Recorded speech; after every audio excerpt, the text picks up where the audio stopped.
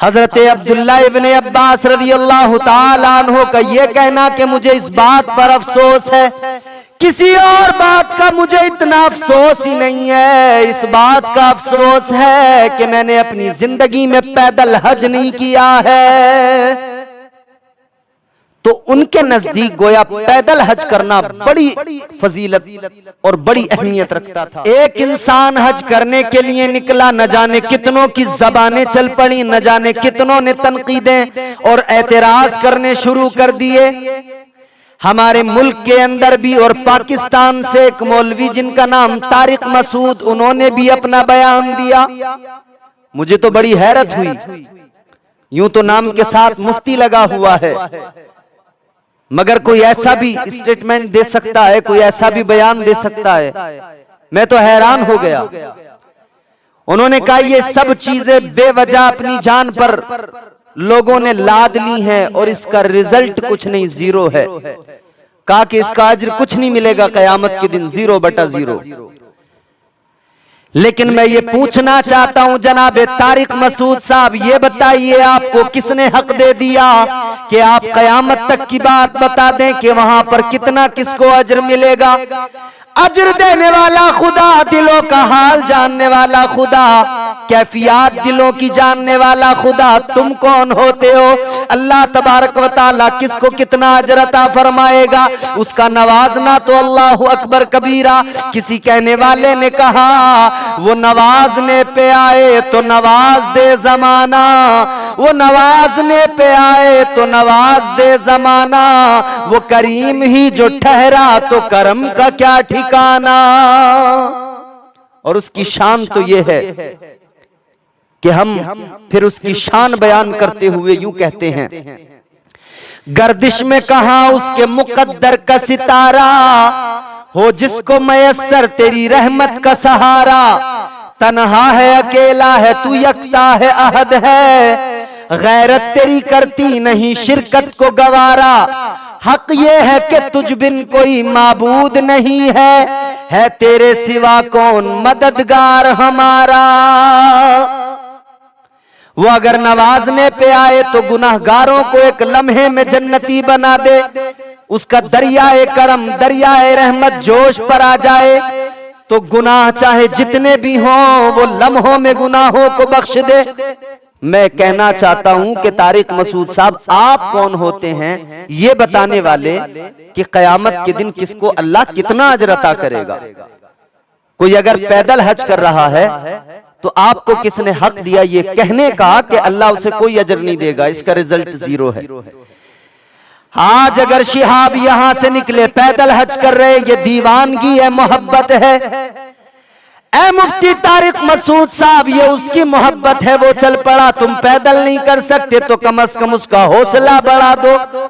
पैदल हज नहीं कर सकते हो तो उस पर तनकीद तो ना करो। और दूसरी बात यह है कि तुम्हें हक किसने दिया, तुम्हें किसने बताया कि तुम उस पर तनकीद करो? तुम्हें किसने हक दे दिया कि कहें इसका रिजल्ट 0 है, कोई अजर नहीं मिलेगा? हाँ, अगर तुम शिहाब की बात करते हो तो बात शिहाब पर नहीं रह जाती है, बात तो आगे बढ़ जाएगी, असलाफ तक पहुंचेगी। आओ मैं बताता हूं, अल्लाह के एक वली, मुकद्दस वली जिनकी शख्सियत बाकमाल है, अल्लाह अकबर कबीरा, जनाबे हजरत बायजीद बुस्तामी रहमतुल्लाह ताला अलैह, आपने पैदल हज किया तो बताओ तारिक मसूद साहब क्या उनको भी कोई अजर नहीं मिलेगा? क्या उनको भी अल्लाह कयामत के दिन इसका अजर 0 होगा, कोई अजर नहीं देगा? तो फिर तुमको किसने हक दे दिया कि तुम बायजीद बुस्तामी रहमतुल्लाह अलैह पर भी उंगली उठा दो? और अगर शिहाब पर बोल रहे हो तो जबान संभाल के बोलना, इसलिए के बात तो आगे बुजुर्गों तक पहुंचती है। हजरत बायजीद बुस्तामी ने भी तो पैदल हज किया, और कैसा हज किया, उनकी शख्सियत भी देखें। कौन बायजीद बुस्तामी? अल्लाह अकबर, जिनका तकवा बेमिसाल, जिनका किरदार बेमिसाल, जिनका अमल लाजवाब। एक फाहिशा औरत है, वो शहर के अंदर फाहिशा औरत आई, उसने मर्दों को, वहां नौजवानों को अपने कोठे पे बुलाना शुरू कर दिया। किसी ने आकर बताया हजरत बायजीद बुस्तामी को, अल्लाह वाले, जिस शहर को तुमने मारिफत का नूर बख्शा था, जिस शहर के नौजवानों को तुम राह हक पर लाए थे, वहां एक फाहिशा आ गई, वहां एक तवाइफ आ गई, जिसके कोठे पर वही नौजवान जा रहे हैं जिन नौजवानों को तुम रब के हुजूर ले जा रहे थे, जिन्हें रब की बारगाह में झुका रहे थे। अब वो उस फाहिशा के अड्डे पे जाने लगे। ये तुम्हारा शहर लुट रहा है, तुम्हारा शहर बर्बाद हो रहा है। जब किसी ने आकर बताया, कल्ब पर गहरी चोट लगी। हजरत बायजीद बुस्तामी रहमतुल्लाह अलैह ने अपना मुसल्ला उठाया और उस कोठे पर पहुंच गए, उस तवाइफ के अड्डे पर पहुंच गए, उस फाहिशा के अड्डे पर पहुंचे। उसकी एक नौकरानी ने जाकर बताया, आज तेरे कोठे पर शहर का कोई आम नौजवान नहीं आया, बल्कि वक्त का वली अल्लाह वाला बायजीद बुस्तामी आया है। हजरत बायजीद बुस्तामी को उसने देखा, कहा, ऐ अल्लाह वाले, तुम लोग जो देखते जा रहे हैं कह रहे हैं अब इस शहर का क्या होगा कि अब तो फाहिशा के अड्डे पर एक अल्लाह वाला आकर बैठ गया है। उस फाहिशा ने कहा था, किस लिए आए हो? कहा, तू हर रात अपनी कीमत लेती है, इस रात की कीमत मैं तुझे दूंगा। अंदर गए, कीमत दी। फरमाया, सारी रात की कीमत दे रहा हूं, तो कीमत देने का मतलब यह है जो मैं कहूंगा वो तू करेगी। कहने लगी, बिल्कुल।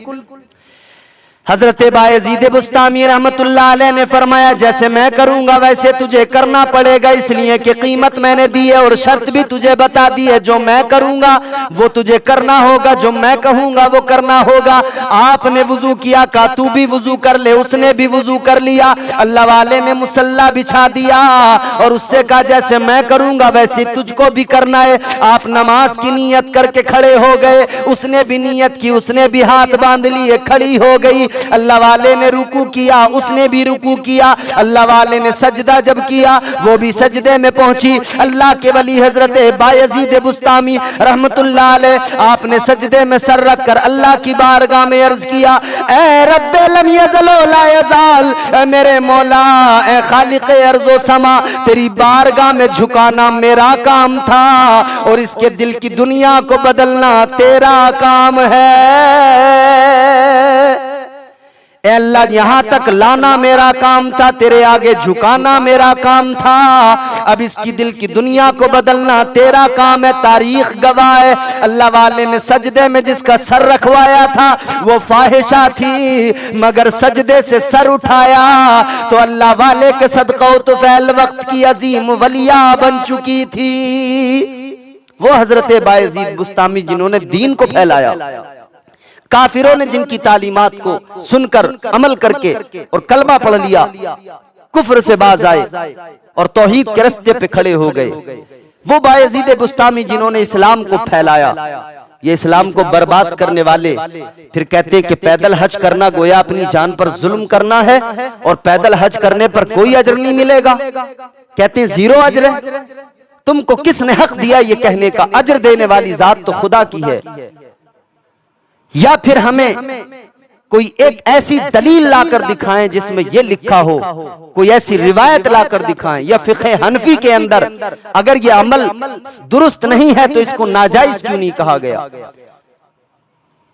हुजूर सदरुल शरिया अल्लामा अमजद अली खां, आपने बहार शरीयत के अंदर नकल फरमाया, कहा जिस पर पैदल हज करने के बारे में आपने फरमाया कि पैदल हज की ताकत अगर हो तो पैदल हज करे, इसलिए कि हुजूर की हदीस है, मेरे मुस्तफा ने फरमाया जो पैदल हज करेगा अल्लाह ताला उसे हर कदम के बदले 700 नेकियां अता फरमाएगा।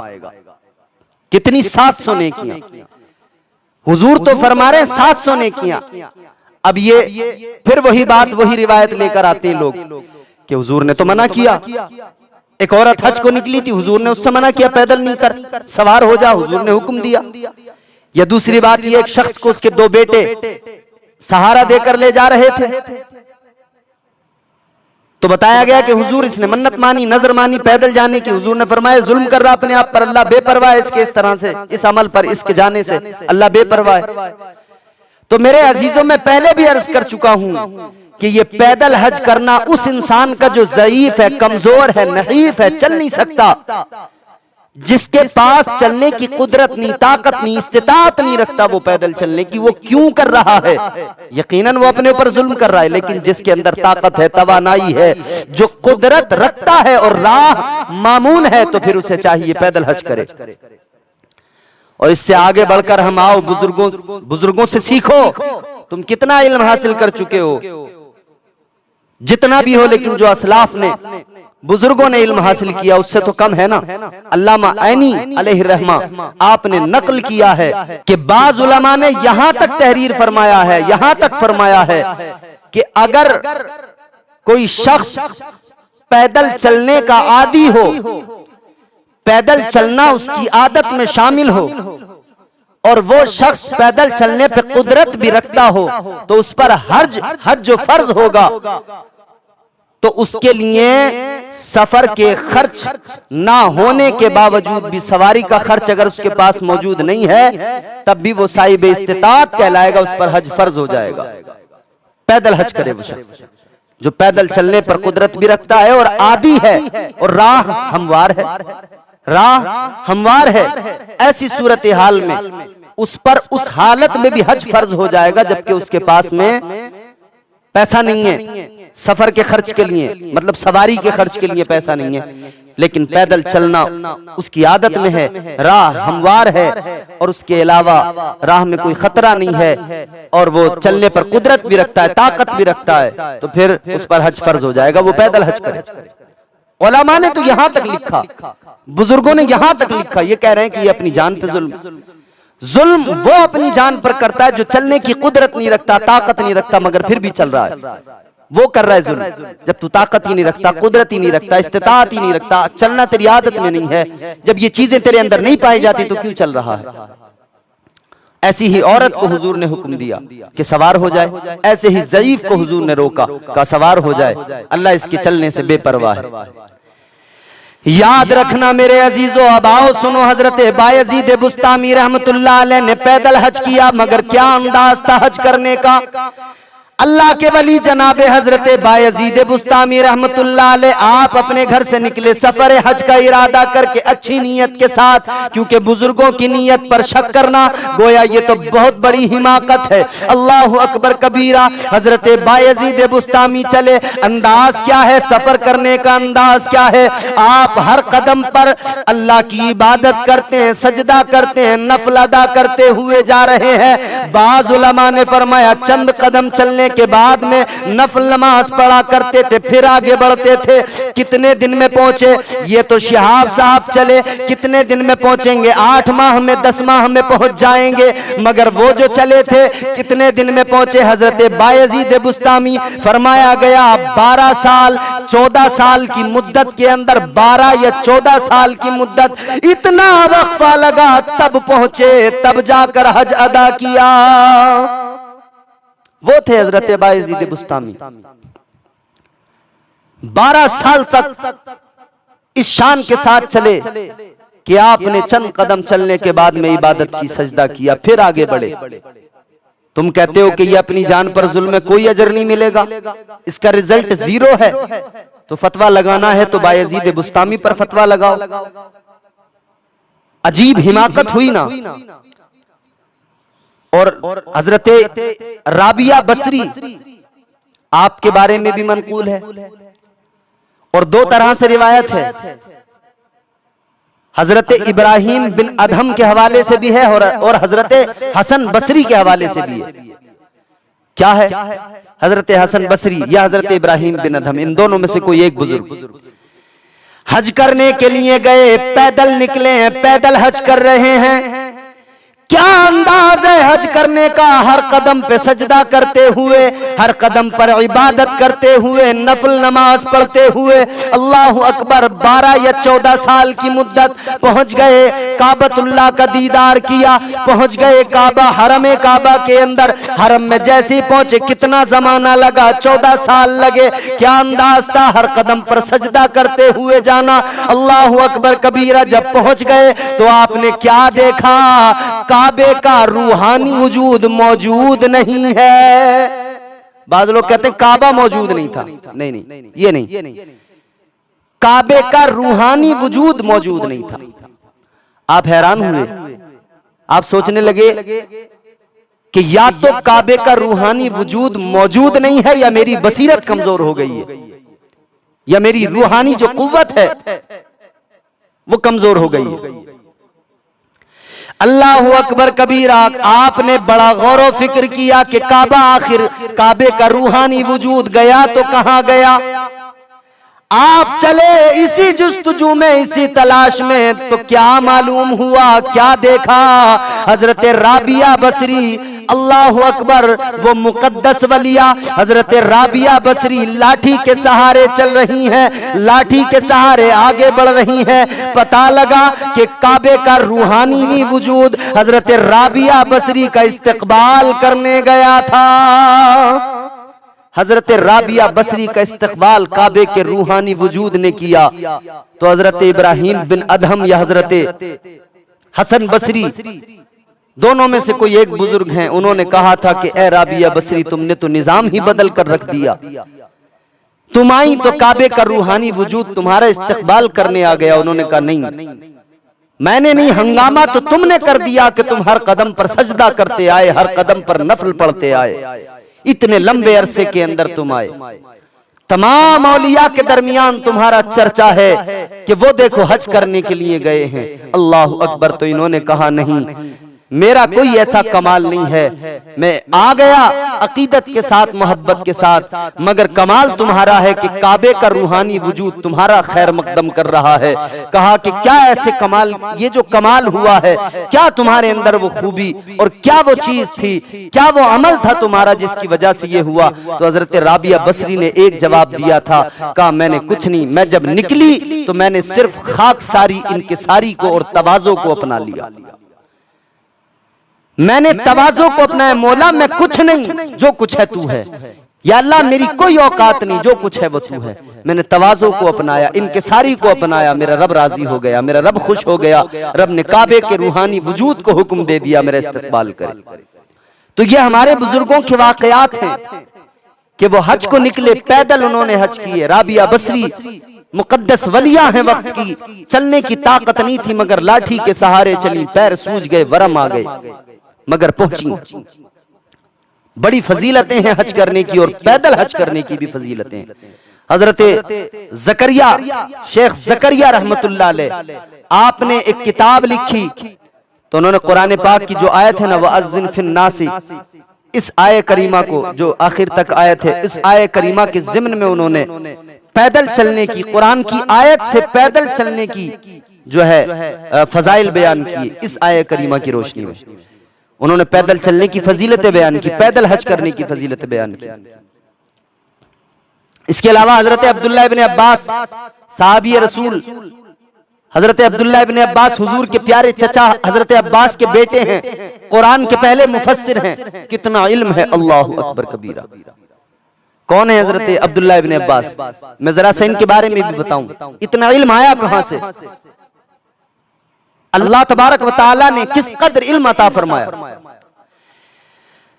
एक मर्तबा मेरे आका नबी अकरम ताजदारे मदीना सल्लल्लाहु ताला अलैहि वसल्लम ने खजूर मुंह के अंदर रखी। मेरे आका ने खजूर को चबाया, गुठली निकाल कर बाहर फेंक दी। जैसे ही मेरे आका ने गुठली को फेंका, एक बच्चा बैठा हुआ है, वो बच्चा आगे बढ़ा, उसने उस गुठली को उठाया, अपने मुंह के अंदर डाल लिया। उस बच्चे ने गुठली को चूसना शुरू कर दिया। अल्लाहु अकबर कबीरा, मेरे हुजूर के मुंह से निकली है, मेरे हुजूर के मुंह को चूम कर निकली है, लबों को चूम कर निकली है, हुजूर का लुआब अपने साथ लेकर निकली है। उसी को उस बच्चे ने चूसना शुरू कर दिया। वो बच्चा चूस रहा था और उधर अल्लाह तबारक व तआला ने उस बच्चे पर करम फरमाया। मेरे आका ने उस बच्चे को दुआएं दी। अल्लाहु अकबर कबीरा, तारीख गवाह है, वही बच्चा जब बड़ा हुआ तो दुनिया ने उन्हें कुरान का पहला मुफस्सिर जनाब हजरत अब्दुल्लाह इब्न अब्बास के नाम से जाना। वो हजरत अब्दुल्लाह इब्न अब्बास जब आपका आखिर वक्त आया, कमजोर थे, बीमार थे, जब बीमार हुए तो आपने लोगों से कहा कि लोगों, मुझे किसी और बात का इतना अफसोस नहीं जितना इस बात का अफसोस है कि मैंने अपनी जिंदगी में पैदल हज नहीं किया। हजरत अब्दुल्ला इब्ने अब्बास रज़ियल्लाहु ताला अन्हु का ये कहना कि मुझे इस बात पर अफसोस है, किसी और बात का मुझे इतना अफसोस ही नहीं है, इस बात का अफसोस है कि मैंने अपनी जिंदगी में पैदल हज नहीं किया है। तो उनके नजदीक गोया पैदल हज करना बड़ी फजीलत और बड़ी अहमियत रखता था। और आज तारिक मसूद ये कह रहे हैं कि जी अजर जीरो है, कोई अजर नहीं मिलेगा, ये बेवजह है। सवारियां मौजूद हैं, सवारियां मौजूद हैं, इसमें कोई शक नहीं है, लेकिन ये मोहब्बत की बात है, ये इश्क की बात है, ये दीवानगी है, ये वारफ्तगी है, ये हर किसी को समझ नहीं आती। और रह गई नीयत की बात, मैं बार बार अर्ज करता हूं, दिलों के हाल अल्लाह जानता है। हुस्ने जन से काम लो। कोई कहता है फॉलोवर्स बढ़ाने निकले हैं, कोई कहता है ये करने निकले हैं, कोई कहता है करोड़ों कमाने निकले हैं। अरे मैं कहता हूं हुजूर ने हुक्म दिया है हुस्ने जन से काम लो, मोमिन के बारे में अच्छा गुमान रखो। लेकिन यहां अजीब तमाशा है, वो लोग जिन पर हज फर्ज है और वो हज करने नहीं जा रहे, वो उस हज करने वाले पर एतराज कर रहे हैं। जरा तो खुदा का खौफ करो, जरा तो अल्लाह से डरो। नियत तो अल्लाह जानता है, दिलों का हाल तो अल्लाह जानता है। और सुनो एक चीज और बताते हैं, लोग कहते हैं कि जी ये भीड़ इकट्ठी हो रही है, भीड़ जमा हो रही है, इतना प्रोटोकॉल, इतनी ताजीम, इतनी शोहरत, इतना बड़ा कारनामा अंजाम दे रहा है वो इंसान। जब इतना बड़ा कारनामा है, जब मोहब्बत में चला है, तो अल्लाह तबारक व तआला किसी की मोहब्बत को यूं ही जाया नहीं करता है, अल्लाह उसका सिला भी देता है, दुनिया में भी देता है, आखिरत में भी देता है। गोया अल्लाह तबारक व तआला इधर वो पैदल चल रहा है और गोया अल्लाह तबारक व तआला दुनिया में उसकी इज्जतें बढ़ाता जा रहा है, अल्लाह तबारक व तआला उसकी इज्जतों में इजाफे करता चला जा रहा है।